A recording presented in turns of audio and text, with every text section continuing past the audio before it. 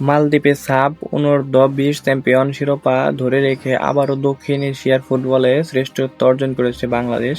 এই সাফল্য উদযাপনের পাশাপাশি এটাকে বিজয়ী বরণ করে নেবে বাফুফে। আজ সন্ধ্যায় চ্যাম্পিয়ন দলকে হজরত শাহজালাল আন্তর্জাতিক বিমানবন্দর থেকে হাতিরঝিলে এনে সংবর্ধনা দেওয়া হবে। বিমানবন্দরে আনুষ্ঠানিকতা শেষে 20 দলকে কিন্তু ছাদখোলা বাসে শহরে ঘোরানো হবে। দেশের ফুটবলে এত বড় অর্জনকে সাধারণ মানুষের সাথে ভাগ করে নিতে চায়, তাই জন্য এমন ছাদখোলা বাস আয়োজন করা হয়েছে। বাফুফে কিন্তু আরও জানিয়েছে, আজ রাত 7:30 হাতিরঝিল এই চ্যাম্পিয়ন দলকে কিন্তু তারা আনুষ্ঠানিক সংবর্ধনা দেবে।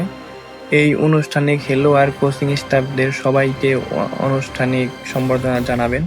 আর বাংলাদেশের মানুষের সাথে কিন্তু আনন্দ ভাগ করে নেওয়ার জন্য তারা কিন্তু ছাদখোলা বাসে কিন্তু আজকে ঘুরবে।